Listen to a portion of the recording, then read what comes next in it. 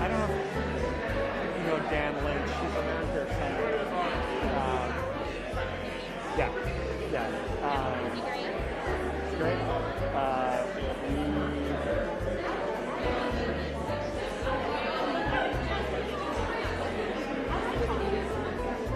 That's amazing. Probably.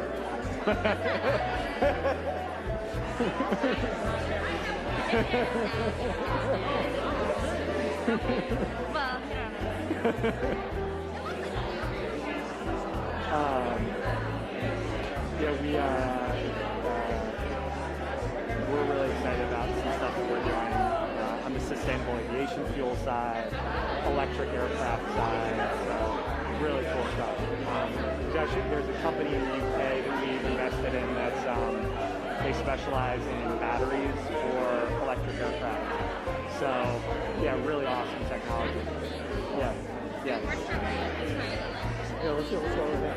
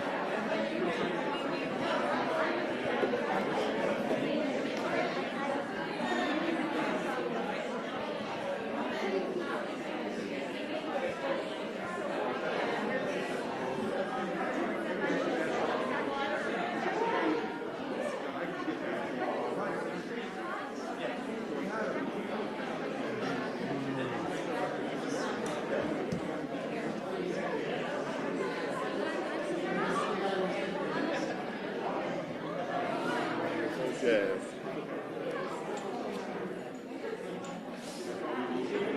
Welcome everybody, good evening.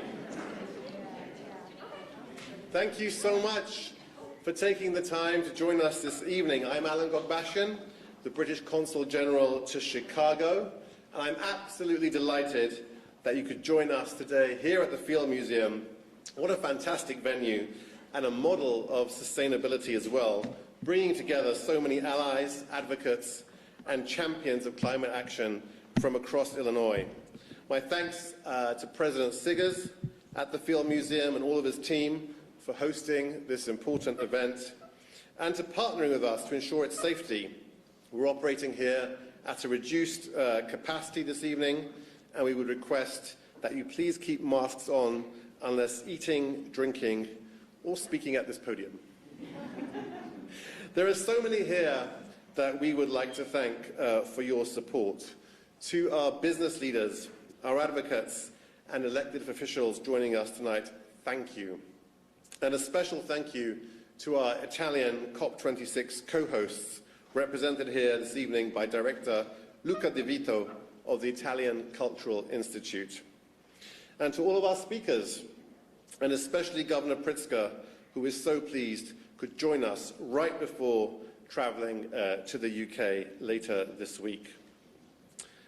We're gathered here today just as climate leaders are gathered from across America and around the world right now in the UK as the UN climate conference, COP26, finishes its second day in Glasgow with 130 world leaders attending this week. I don't need to tell you here in this room what a key moment COP26 represents for climate action. We at the British Consulate have worked closely with so many of you here over the last 2 years to ramp up climate ambition ahead of this summit. And now COP26 is finally here. 5 years since the Paris Agreement, the UK has gathered the world to agree the boldest possible climate commitments. We've been pushing ourselves and our partners around the world in government, business, and civil society to be as ambitious as possible. That's what we're here to focus on this evening, ambition. We in the UK know what climate ambition looks like. We were the first major economy to legislate towards the goal of net zero carbon emissions, and we'll be removing coal from our power sector by 2024, phasing out internal combustion engines by 2030, and we've doubled our climate finance commitment so that other nations can join us in these climate efforts.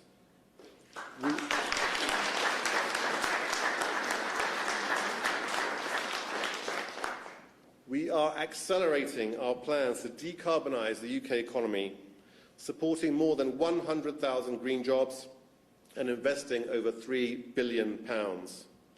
But of course, the climate crisis doesn't stop at our borders, so neither can our efforts to defeat it. Illinois knows what climate ambition looks like. Because of elected leaders like Governor Pritzker, Speaker Welsh, President Harman, Representative Williams, and so many others, the Clean and Equitable Jobs Act is now law.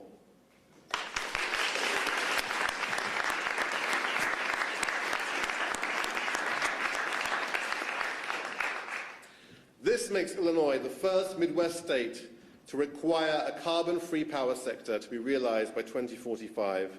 And as you know, this new law will fund an estimated $580 million a year for new solar and wind projects, creating thousands of green jobs and putting Illinois on track for 100% renewable energy by 2050. And here in Chicago, the city and its partners are doing their part as well. Chicago's climate commitments from the last decade are now transforming into action.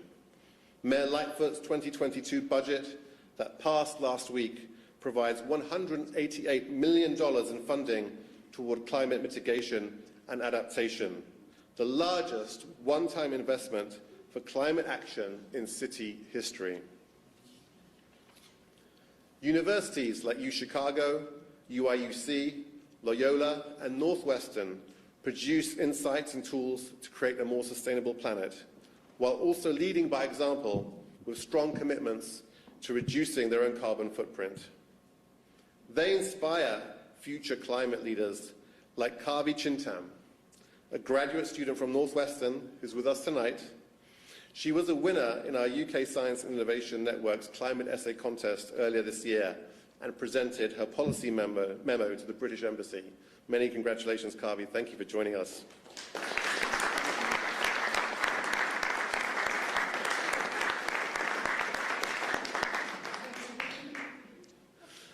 Foundations such as MacArthur, Joyce and DeWalder play a critical role in supporting bold new ideas for climate resilience in the Midwest and around the world. Institutions like the Field Museum, the Morton Arboretum, help us see the value in nature and contribute critical efforts to the preservation of our ecosystems. Organizations like Current develop technologies to protect our water resources while growing Chicago's blue economy. Climate innovation is found throughout our towns and our communities. And a great example is the work being led by Urban Growers Collective, here with us tonight, whose project to transform a brownfield site in Auburn Gresham into a renewable energy and urban farm campus is a finalist for the UK-US Climate Challenge Cup. Urban Growers will be in Glasgow next week presenting their project at COP26. Go Growers! We wish you the very best.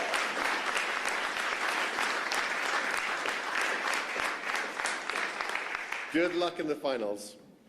And business leaders too have stepped up, from community solar installers and small businesses in our neighborhoods to international players based in Illinois like United Airlines, McDonald's, Beam Suntory, and so many others. Chicago's commitments to carbon neutrality have put this city and this state on the map of global climate leadership. And just today, we are absolutely thrilled by the announcement that another Chicago-based company, Mondelez, has joined the Race to Zero campaign by setting a science-based target to be carbon neutral by mid-century. Many thanks to Russ Dyer with Mondelez, who's with us tonight, for your climate leadership and your strong partnership over the years. It's absolutely clear.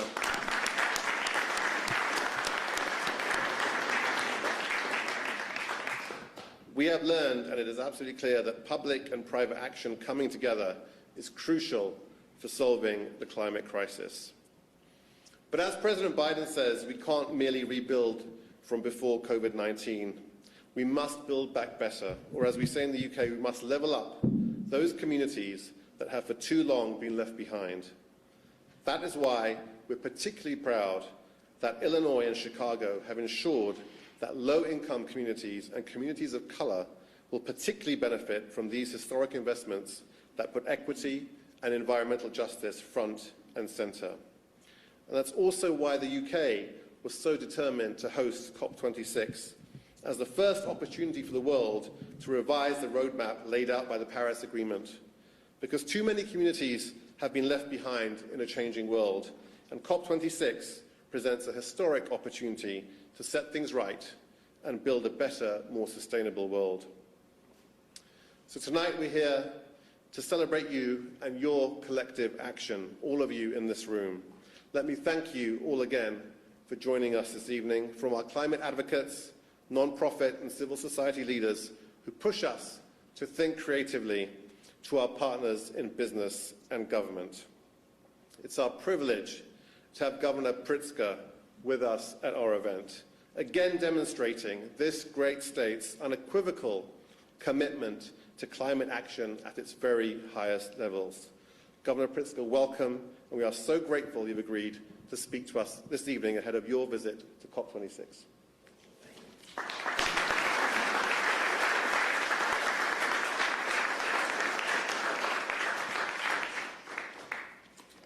Well, thank you very much to Consul General Gagbashian. Thank you for your leadership in Great Britain. Thank you for all of you who've joined us this evening, and especially at this great institution that I think we're all very proud of. This is really one of the great institutions, not just for the city of Chicago, the state of Illinois, but in the nation, in the world, really. And it is a leader fighting climate change. So very pleased that you've chosen this location for this gathering. I'm also pleased to see so many friendly faces in the audience, including many who were instrumental in helping us to pass the most ambitious and equitable climate and clean energy bill in the United States.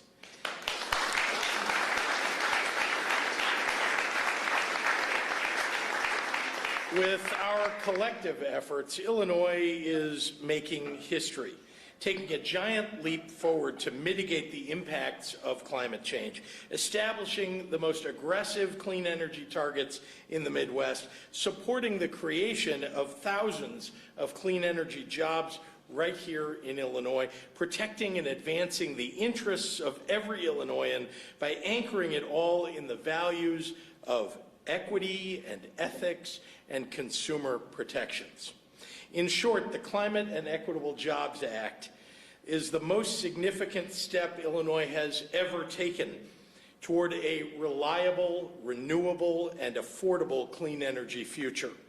And with the electric vehicle incentives package that I proposed and that my partners in the General Assembly passed just a few days ago, thank you very much, we are making clear that Illinois is ready to take a leading role in the clean transportation revolution. We now have a robust toolkit to attract and support EV manufacturers and consumers. That's on top of having the nation's best infrastructure, top-tier national laboratories and engineering schools, and the most robust shipping and logistics capabilities, and new incentives now to train Illinois' workforce for EV jobs. It all adds up. Illinois intends to become the best state in the nation to drive and manufacture an electric vehicle. With our Climate Action Plan in one hand and the Reimagine Electric Vehicles Act in the other, I will aggressively work to recruit and support businesses that will create thousands of good jobs in communities across our state. And that's not all. The Climate and Equitable Jobs Act phases out coal and natural gas by 2045, makes critical investments in communities that have disproportionately suffered the impacts of climate change, doubles our investment in renewable energy, and sets new efficiency goals for our state. It's comprehensive because we must tackle this issue from every angle. I couldn't be more excited to take the news of Illinois' climate and EV leadership here in the American Midwest across the pond later this week, first to London to show businesses there why Illinois is a natural fit for investments in our green economy and the burgeoning industry of electric vehicle manufacturing, and then on to COP26 in Glasgow to show the world that in America's heartland, there's one state that's taking strides that match the urgency of this moment. In my second week in office as governor, I signed an executive order. Some of you were there when I did that. I signed an executive order making Illinois a new member of the U.S. Climate Alliance. And look where we are now. Today, we are among its leaders. When it comes to addressing climate change, there is no time to lose. I want to express my gratitude once again to many of you in this room. We've been on a journey for almost 3 years, at least during my governorship. And we've been working together to try to reach this point that we can all be so proud of. There's more work to do, there's no doubt about it. But imagine that we get to go to Glasgow, to COP26, the state of Illinois, to represent that we're one of the best in the United States.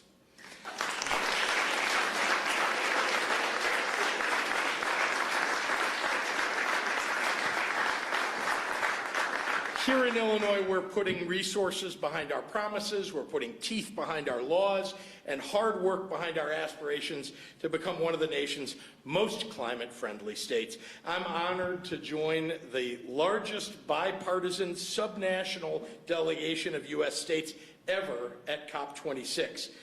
States have an agility that nations collectively don't, and we'll be actively seeking opportunities for collaboration at the conference.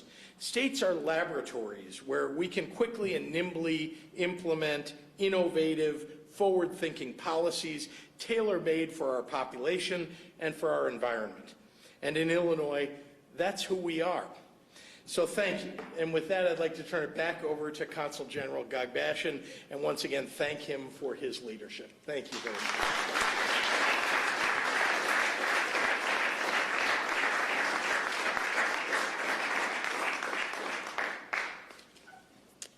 Thank you so much, Governor, for your inspiring words and for the leadership you have shown this state on the climate agenda. I know that government ministers in the UK are very much looking forward to meeting with you next week. I'd like to introduce our other COP26 speakers this evening. We've been calling COP26 a COP for all of society. That's because we think for the summit to be a success, everybody with a stake in the climate action agenda needs to have a seat at the table. And I'm delighted that this evening we will be hearing from our Illinois climate experts from the public sector, the private sector, and from civil society. Firstly, we'll be hearing from Illinois State Representative Ann Williams, from the private sector, Dan Lynch, Vice President of State and Local Government at United Airlines, and from civil society representative Jack Darren, Director of the Illinois chapter of the Sierra Club. Thank you so much, all of you, for joining us this evening. We look forward to hearing from you. Representative Williams, I'll pass the podium to you.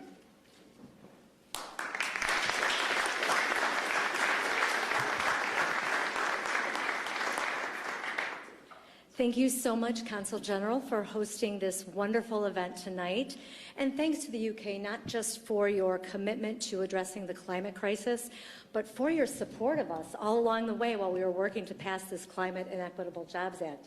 I think we met with the staff of the Consulate, I don't know, maybe a year ago when we were very much in progress with this bill. And just a few minutes ago, the Consul General asked, were there any points in which you thought the bill might not go? And I think everyone in this room knows the answer is there were many points like that. But I am so honored to be here today in celebrating what is truly a long-awaited and much deliberated nation-leading climate bill, the Climate and Equitable Jobs Act. We did it. Along with the help of so many people in this room, we worked collaboratively, stakeholders, advocates, legislators, and of course, our governor, to put communities and climate first. We put people before utility company profits. We set the stage for real investment in solar and wind and other renewables. We provided strong utility accountability measures and oversight. We created a solid decarbonization plan for Illinois' power sector, and that really was just the beginning. As a legislator and as a resident of planet Earth, I am so very grateful that we took this important first step. But I again want to recognize and thank Governor Pritzker. His partnership and leadership was instrumental in ensuring that the final package was not just an energy bill, but truly a climate bill. I'm so grateful for that, Governor.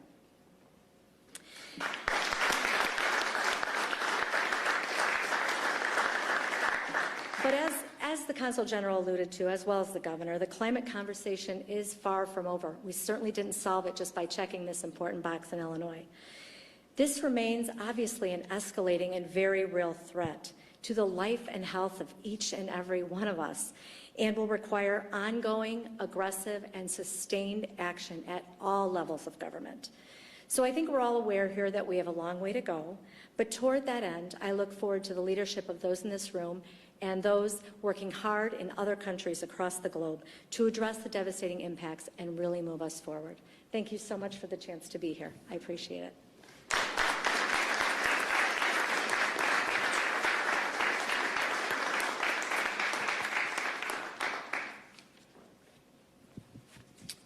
Thank you. That's it's a tough act to follow, Governor and Representative Williams. But thank you again, Consul General, for having me here tonight and for the introduction.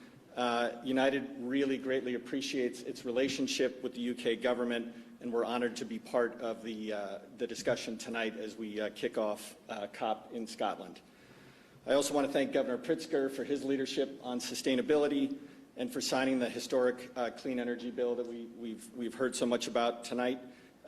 United is proud to be Illinois' hometown airline, and we're proud to share in the governor's vision to lead when it comes to sustainability. I also just want to quickly recognize Representative Williams and Jack with the Sierra Club. I know you both were fervent advocates for this clean energy bill, and just want to thank you for all your hard work and say congratulations.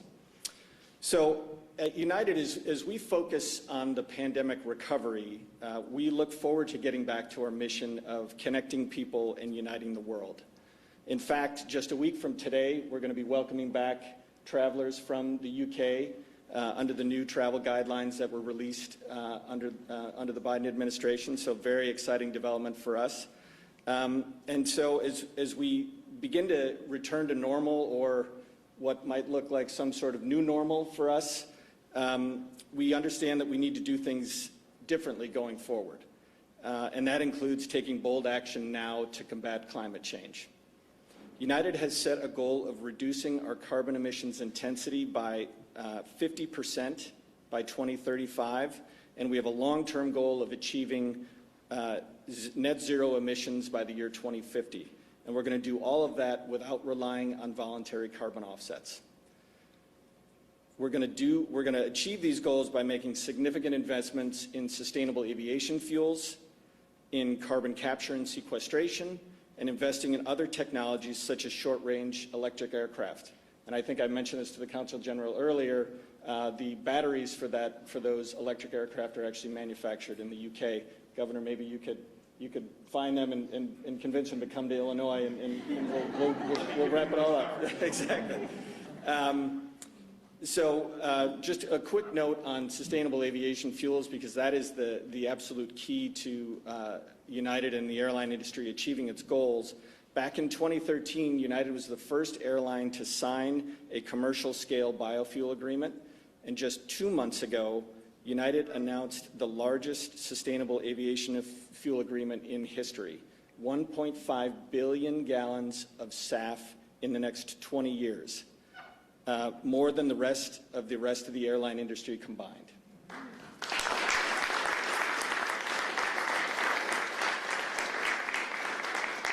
Governor, we're excited to bring some of those sustainable fuel opportunities here in Illinois, and we look forward to working with your team and Representative Williams and the rest of the legislature to see what we can do through the clean energy bill to bring those opportunities to Illinois. So thank you.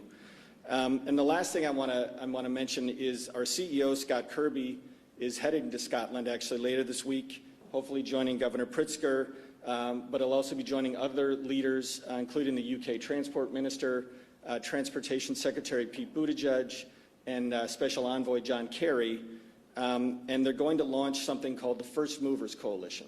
And this is a group of businesses, global businesses, that have formed a coalition to establish and accelerate markets for low-carbon technologies.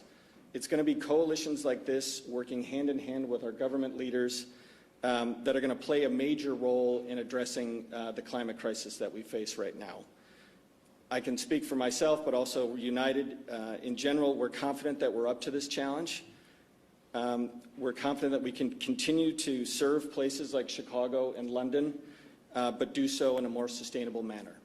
Thank you again for having me tonight, Consul General.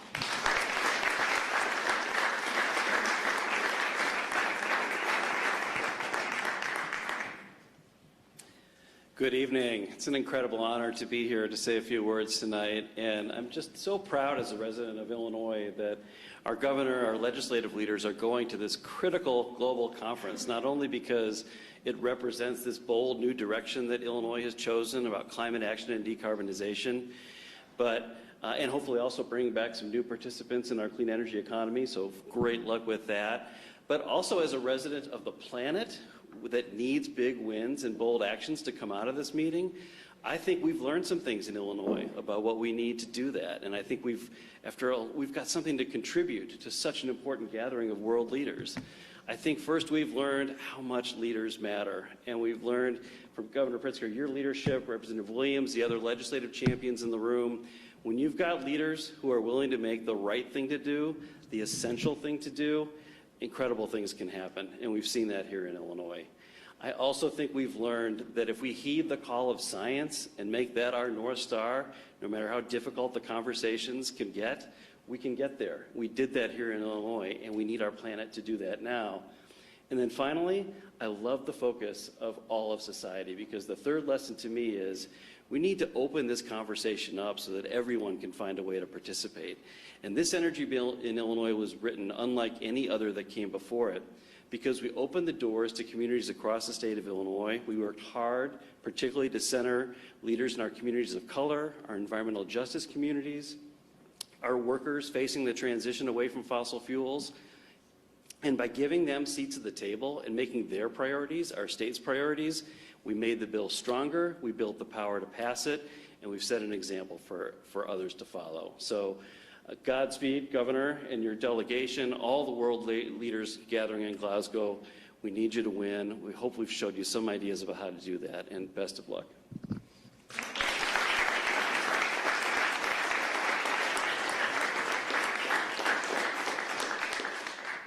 Thank you, all of you, so much. Thank you, Governor Pritzker. Thank you, all of our speakers, for sharing your vision and for lifting up the significant success of Illinoisans when it comes to climate action. The UK is so proud to partner with so many of you here in this room, and I know that the world is congregating in Glasgow on the global stage right now, but we all know that climate action really hits the road when it comes to local mobilization and local implementation. And I want to thank all of you for the way you have mobilized locally and made that happen in Illinois. So to you.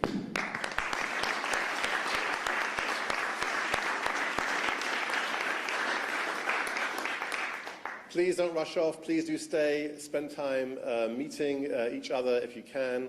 We haven't wrapped up the evening just yet. And please also know that the UK's commitment to climate action won't end at COP26. This is just the beginning for us, and we absolutely look forward to continuing our close partnership with you on this absolutely fundamental international policy priority. Thank you again for coming this evening.